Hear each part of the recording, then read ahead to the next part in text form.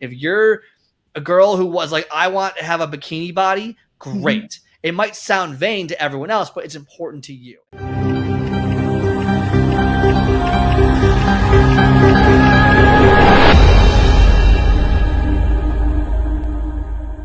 And, you touched on that in the beginning a little bit about, what's going on up here that is affecting everything else. Why aren't you doing this? I just gave you like the perfect solution. So why aren't you? What's going on there? And like you said before, it's not necessarily about solving all the world's problems, but even just having an understanding of where that's coming from, you can address it when you see it. Yeah. So part of the program that I do is there's a couple different aspects of this. One is an obstacle reduction method. Basically, we look at, okay, what are the rationalizations that you have, or or excuses, or whatever. I'm not trying to be mean, but like, what is it that's stopping us, right? We try to identify, and I ask a lot of questions. Why? Like the annoying kid that's 4 years old asking questions. Why? That's inherently what I do, because I need to get to the bottom of what's going on. And usually, most of the time, there's like two answers. One, and I used to say it was the fear of judgment, and I have now revised the fear of judgment to the fear of judgment publicly. No one cares, and I'll give you an example. No one cares when you fail by yourself and no one sees it, but you care a lot more when people can see you fail and they can make fun of you. For example, if you were to go to your garage and you were to try to do a pull-up and you fall, you can't do one and you fall off the bar and no one sees it, you're annoyed. Your tailbone hurts a little bit, but odds are it isn't that emotionally scarring for you. You just kind of shake it up and go, that sucks, might not do that again.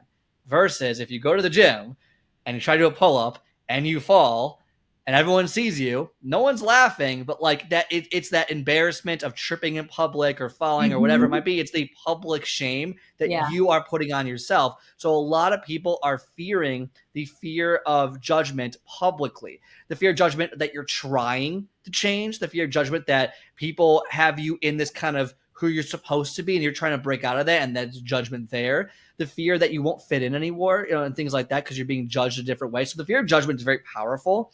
And I think that really does cause a lot of people to take a step back and go, do I really want to do this?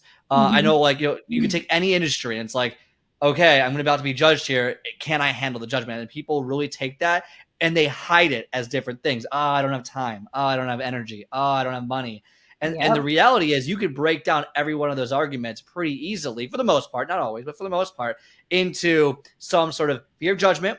Also, the fear of not being enough is a pretty big one as well. They don't feel that they deserve it, or they don't feel that they are worthy to achieve the specific goal. It's not as much as the fear of judgment. That's another one. And then the fear of failure, inherently, I think, is kind of an umbrella term, but the people don't like failing. We don't like failing.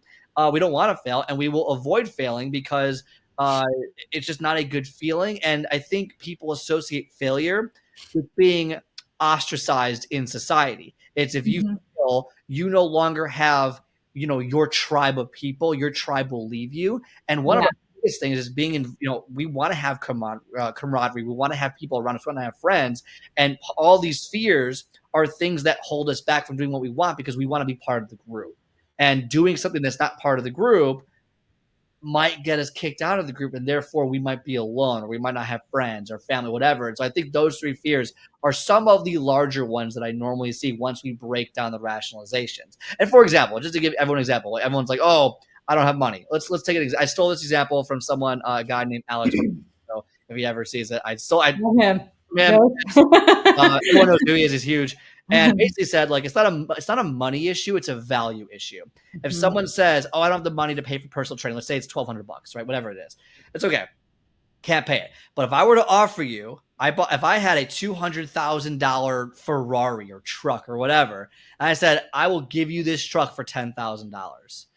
Fairly confident every single person listening to this would find a way to get me the $10,000, because the value is there. I just made 20x on my money on the value of the car that I could sell for way more money. So you're able to find the $10,000. Okay. So the idea of that, it's not about the money, it's about the value proposition sometimes is not there. You can find money when the value is there. So it's not about the money, it's about the value. That same person can spend $10,000 on a car, but they can't spend 1,200 on personal training, and because the value is totally different inherently. So that's just one way to kind of break down the notion of like, oh, I can't afford it. Now, again, not everyone, but just the vast majority.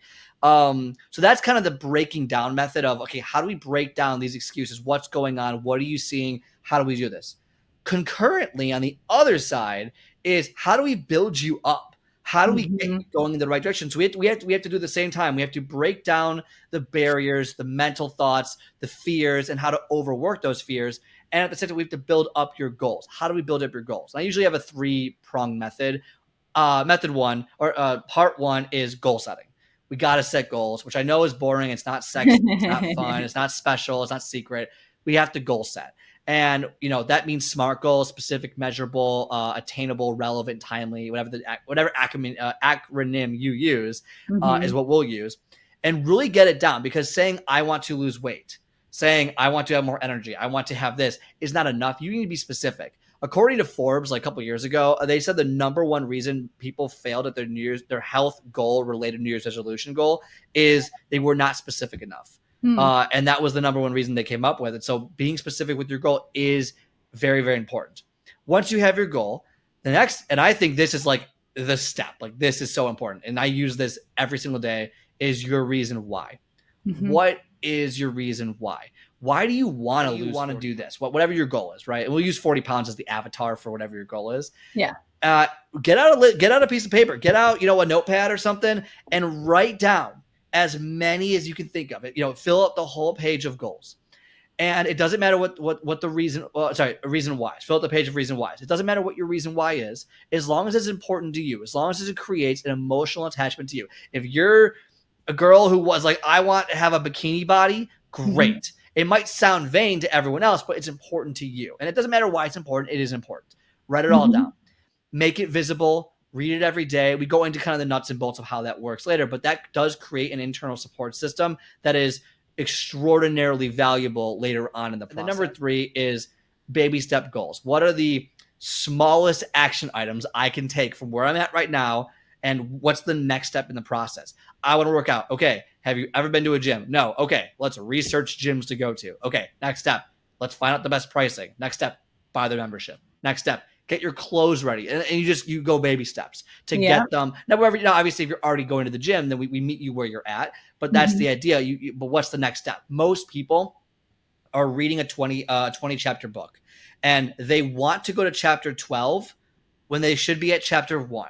And this creates a lot of issues because you haven't built the foundation of the story in order to get the results for chapter 12 yet. You need to get to start with chapter 1 and go through. It sucks. It's obnoxious, but you need to build your foundation and your knowledge base and your experience base in order to see long-term results that lead to a higher quality of life. And that's kind of the process. So we break down the obstacles and build up the goal. We try to do it concurrently as best as possible.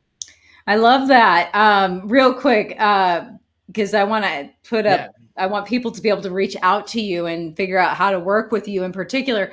But I do want to say something that I feel compelled to say, and that is like, because you brought up going to the gym, for example. I thought I was not a gym person. And this is coming from a personal trainer. Like, I didn't think I was a gym person. The reason why is because I was going to these big box gyms that I did not like. I didn't feel comfortable there. I just felt like, in a rat race. I mean, it was like, who's looking at me kind of a place. I found a gym that was tiny and it was a community, and I loved going there. It would take me almost 30 minutes to drive there, and I would do it. I would literally, and that's how much I really enjoyed that gym.